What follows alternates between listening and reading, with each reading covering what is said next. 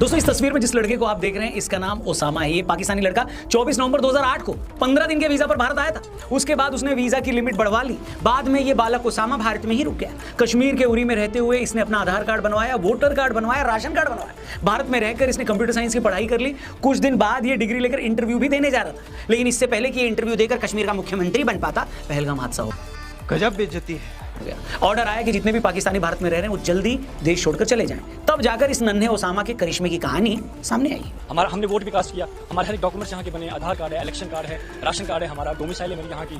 अब मैं यहाँ से कहाँ जाऊँगा? आप इमेजिन करके देखिए, एक पाकिस्तानी 17 सालों से भारत में रह रहा है, उसने भारत का आधार कार्ड बनवा लिया है, वोटर कार्ड बनवाकर चुनाव में वोट भी डाल दिया, यहाँ रहकर सारी जिंदगी पढ़ाई भी कर ली, और अब जाकर पता लगा कि ये बंदा तो भारत का है ही नहीं। और ये सब उस स्टेट में हो रहा है जिसमें हर वक्त पाकिस्तानी आतंकवाद का खतरा बना रहता है। क्या आप इमेजिन भी कर सकते हैं कि दुनिया के किसी और देश में इतना बड़ा सिक्योरिटी लैप्स हो सकता है क्या? और ऐसी एक दो नहीं, हजारों कहानियां हैं जिन्हें सुनकर लगता है कि धर्मशाला हिमाचल में किसी शहर का नाम नहीं, बल्कि पूरा देश ही धर्मशाला है, जहां कोई भी कहीं से भी मुंह उठाकर घुस आता है और फिर उसका पता चलता भी नहीं कि वो कहां से आया और कहां गया। और सबसे ज्यादा गुस्सा पता किस बात का आता है? ये सब उस बेशर्म और नालायक मुल्क की तरफ से हो रहा है जिसका फौजी जनरल ये दावे करता है कि मुसलमान और हिंदू साथ नहीं रह सकते। वो ये दावे करता है कि उसके पुरखों ने टू नेशन थ्योरी क्यों दी थी। उसको ये लगता है कि उसकी कौम हिंदुओं से कहीं ऊंची है, लेकिन उसी के देश की खुद की औकात ये है कि आज इसके लोगों को ढूंढ ढूंढ कर निकाला जा रहा है, तो उसके नागरिक खुद ही गिड़गिड़ा रहे हैं, बोल रहे हैं कि माई बाप चाहो तो जेल में डाल दो, लेकिन हम वापस पाकिस्तान नहीं जाना चाहते। 2007 में आपकी शादी हुई, उसके बाद से आप कितनी बार पाकिस्तान आए? मैं एक बार भी नहीं गई। एक बार भी नहीं गई। और कितने बच्चे हैं? 8 बच्चे हैं मेरे। तो देखा आपने बॉर्डर पार से क्या खेल चल। दूसरा किस्सा सुनिए आप। जम्मू कश्मीर में सीआरपीएफ के जवान है मुनीर अहमद। मुनीर अहमद ने ऑनलाइन एक पाकिस्तानी महिला मीनल खान से वो मिले, उसके बाद नजदीकियां बढ़ी, दोनों ने शादी का फैसला किया। मुनीर अहमद इसके लिए अपने विभाग से इजाजत लेने के लिए अप्लाई करते हैं, लेकिन विभाग इजाजत नहीं देता है। हैरानी की बात यह है कि इसके बावजूद मुनीर अहमद मीनल खान से व्हाट्सएप पर शादी कर लेते हैं। इसके बाद मीनल भारत आ जाती है। मीनल खान का वीजा इस साल 25 मार्च को खत्म हो जाता है, लेकिन वो तब भी वापस नहीं जाती। बाद में पता चलता है कि मुनीर अहमद ने ये सारी बातें अपने डिपार्टमेंट से छिपाई थी। फिलहाल कोर्ट के आदेश पर मीनल को पाकिस्तान डिपोर्ट करने से रोक दिया गया। वीज़ा अप्लाई किया था लेकिन नहीं था हो रहा। 9 साल तक हमने इंतजार किया, फिर हमारी ऑनलाइन शादी हुई। मतलब ये सोच कर ही मेरा सिर घूम जा रहा है कि कश्मीर में तैनात एक सीआरपीएफ जवान पाकिस्तानी महिला से ऐसे शादी कर लेता है, और उसके बाद इस बात की जानकारी उसके डिपार्टमेंट को भी नहीं होती। डिपार्टमेंट की तरफ से शादी पर ऑब्जेक्शन भी आता है, बावजूद इसके सीआरपीएफ जवान मुनीर अहमद बिना विभाग को बताए शादी कर लेता है। और ये सब उस स्टेट में हो रहा है जो टेररिज्म आतंक के लिहाज से सबसे ज्यादा सेंसिटिव। आपको याद होगा इसी कश्मीर के पुलवामा में एक आतंकी हमले में 14 फरवरी 2019 को सीआरपीएफ के 40 जवान शहीद हो गए थे। मगर इसी कश्मीर में सीआरपीएफ का एक जवान बिना किसी को बताए पाकिस्तानी महिला से शादी कर लेता है, और किसी को कानो कान खबर भी नहीं हो रही है। ये हो क्या रहा है? हैरानी की बात पता क्या है? ऐसे जितने भी मामले हैं जिनमें लोग जबरदस्ती इस तरह रुके हुए हैं, जब इन्हें वापस भेजा जा रहा है तो ये लोग ऐसे एटीट्यूड दिखा रहे हैं जैसे इनके साथ कितना बड़ा जुल्म हो रहा है, जैसे किसी दूसरे मुल्क में बिना वीजा के रुकना इनका हक हो। हद है मतलब बेशर्मी की। आप इन मैडम को सुनिए, 45 दिन के टूरिस्ट वीजा पर इंडिया आई थी, 6 महीने से ज्यादा टाइम तक रुक गई है, और किसी अथॉरिटी को इसका पता भी नहीं लगा। और जब वापस भेजने की बारी आ रही है तो तेवर देखो। उनसे जाके पूछा जाए इसमें हमारा क्या कसूर है, हमें क्यों निकाला जा रहा है, हमें क्यों सजा दी जा रही है, हमारे साथ जो है इसका जिम्मेदार कौन है? इसी तरह कराची की रहने वाली एक चची तो 41 साल से भारत में रह रही थी। ताजा पड़ताल में चाची भी धर ली गई है। अब रोग आकर ये बता रही है कि हमला तो पहलगाम में हुआ है, हमें वापस काहे भेज रहे हो, चाहो तो उन लोगों की टांगें तोड़ दो। मतलब एक पाकिस्तानी महिला 41 साल से भारत में रह रही थी और किसी ने खोज खबर ही नहीं ली। सवाल ये है कि ये लोग कैसे देश में आसानी से छिपा दिए जाते हैं या छिप जाते हैं, कोई इनके बारे में बताता क्यों नहीं? कौन है जो इनको इतना प्रोटेक्ट कर रहा है? एक और केस सुनो, इससे आपको अंदाजा हो जाएगा कि हम लोगों ने इस देश को क्या बना रखा है। अमर उजाला की रिपोर्ट देखिए। रिपोर्ट बता रही है कि 11 नवंबर 2007 को भारत और पाकिस्तान का वनडे मैच देखने के लिए 32 पाकिस्तानियों ने वीजा अप्लाई किया था, और इन 32 लोगों में से 28 का आज तक कोई पता ही नहीं चला। ये 28 लोग गायब हैं। इनका भी पता तब चला जब पहलगाम के बाद इन पाकिस्तानियों को डिपोर्ट करने की बारी आई। मतलब 18 सालों तक ये लोग कहां थे, कहां नहीं थे, ये वापस गए या नहीं गए, नहीं गए तो क्यों नहीं गए, ये किसी को नहीं पता चला। एक तरफ तो मुझे ऐसे लोगों पर तरस आता ही है जो अपना मुल्क मिलने के बाद भी भारत में जलील होने आ रहे, बताओ, और आज पैरों में गिरकर भीख मांग रहे हैं कि माई बाप हमें वापस जाने मत दो, हमको नहीं जाना है पाकिस्तान। पर मुझे अपनी अथॉरिटीज पर भी तरस आता है। भाई तुम लोग बताओ, तुम लोग कर क्या रहे हो? ये देश चल कैसे रहा है?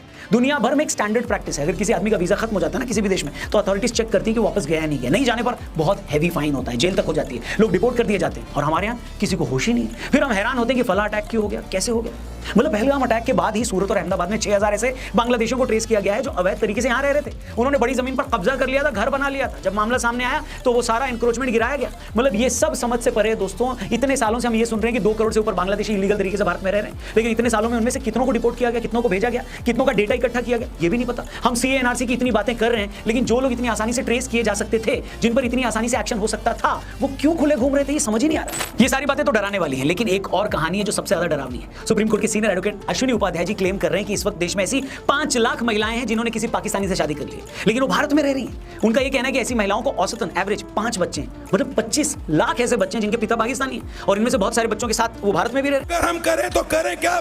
ये अपने आप में कितना खतरनाक है, सोच कर देखिए। जो महिलाएं भारत में हैं जिन्होंने पाकिस्तानियों से निकाह किया है, उसमें किसी के 8 बच्चे, किसी के 9 बच्चे, किसी के 6 बच्चे, 5 से कम तो मिल ही नहीं रहे। 10-12 बच्चे वाले भी परिवार मिल रहे हैं।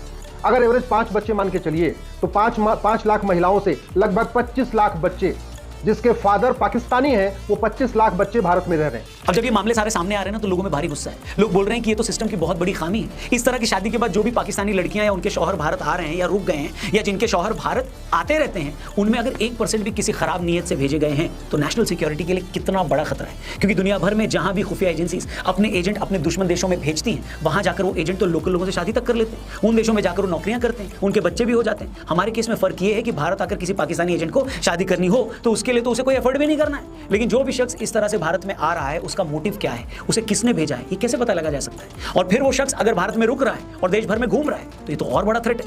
जैसा कि मैंने कहा, अगर आधा % भी इस तरह के केस हैं तो आप ये कैसे पता लगाएंगे, और अगर पता नहीं लगा पा रहे हैं तो ये बहुत बड़ा डेंजर है, बहुत बड़ा खतरा है। और अश्विनी उपाध्याय जी उसी खतरे की तरफ इशारा कर ये बड़ी अच्छी बात कही आप। रहे हैं। कभी आपने सुना कि अमेरिका या सिंगापुर या जापान या चीन के किसी महिला ने भारत में आके शादी किया हो और वहां की नागरिकता ले रखी हो?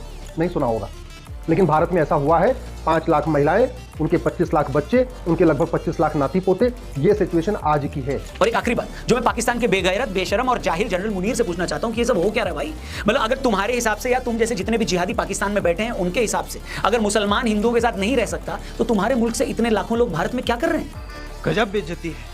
तुम तो यहां तक बोलते हो कि भारत का मुसलमान भारत में खुश नहीं है, जबकि रियलिटी ये है कि तुम्हारे देश का मुसलमान भारत छोड़ने को राजी नहीं हो रहा। एक 22-23 साल का लड़का ये पूछ रहा है कि मैं क्या करूंगा पाकिस्तान जाकर, मेरी यहां पढ़ाई चल रही है। एक पाकिस्तानी औरत ये बोलकर अपने बच्चों को साथ लेकर नहीं जाती कि मैं उसे वहां उर्दू नहीं पढ़ाना चाहती। लोग ये बोल रहे हैं कि हमें जेल में डाल दो मगर हम पाकिस्तान नहीं जाएंगे। मतलब पाकिस्तान का मुसलमान भारत छोड़कर उस मुल्क में नहीं जाना चाह रहा है जो मुसलमानों के लिए बना था। इन सारे लोगों के जबरदस्ती भारत में रुके रहने का हमें गुस्सा तो है ही, साथ ही ये सारे लोग तुम्हारे मुंह पर एक जोरदार तमाचा भी मार रहे हैं। और यही लोग क्यों, मैं तो दावे के साथ कहता हूं कि आज अगर हम बॉर्डर खोल दें तो पूरा पाकिस्तान बॉर्डर क्रॉस करके भारत में आना चाहेगा।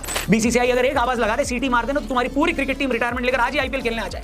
अगर हम एक इशारा कर दें तो लाहौर से लेकर कराची तक हर आर्टिस्ट अपने मुल्क को लात मारकर हमारी फिल्मों में, हमारी वेब सीरीज में काम करने आ जाएगा। ये औकात है आपके उस मुल्क की जिसे आपके फोरफादर्स ने मुसलमानों के लिए बनाया था। ऐसा मुल्क जहां खुद वहां कोई मुसलमान नहीं रुकना चाहता। बताओ, और तुम कब समझोगे कि मजहब की बुनियाद पर मुल्क नहीं चला करते। मुल्क चलते हैं काम धंधों से, काम धंधे पैदा करते हैं पढ़े लिखे लोग आते हैं कॉलेज और यूनिवर्सिटीज से। लेकिन जब तुम्हारा सारा फोकस ही जिहाद की तरफ है, तुम हिंदुओं से नफरत करते हो, मदरसों की तालीम से आगे बढ़ने के लिए तैयार नहीं हो, तो तुम्हारा वही हश्र होगा जो हो रहा है। यूं ही तुम्हारे लोग सऊदी में भीख मांगते पकड़े जाएंगे, यूं ही तुम्हारे लोग ब्रिटेन में ग्रूमिंग गैंग बनाते फिरेंगे, यूं ही तुम्हारे लोग अमेरिका से लेकर यूरोप तक फटते फिरेंगे। खैर, अब तो मैं ये भी नहीं कह सकता कि अब भी वक्त है, समझ जाओ, क्योंकि वक्त तो पूरा हो गया है। तुम्हारी 2 नेशन थ्योरी को 71 में पहले ही हम 3 नेशन में बदल चुके हैं। बस वेट करो जिस दिन पाकिस्तान के नाम पर तुम्हारे पास सिर्फ पंजाब बचेगा, और थोड़े टाइम बाद वो भी नहीं। यकीन नहीं हो रहा तो कुछ दिन और रुक जाओ और इस वीडियो को सेव करके रख लो। बाकी दोस्तों, आप लोग क्या कहना चाहते हो कमेंट करके बताओ। दोस्तों नमस्कार, वीडियो पसंद आया हो तो लाइक और शेयर करें। ऐसी न्यूज़ देखने के लिए हमारे YouTube चैनल को सब्सक्राइब जरूर करें। धन्यवाद। जय श्री राम।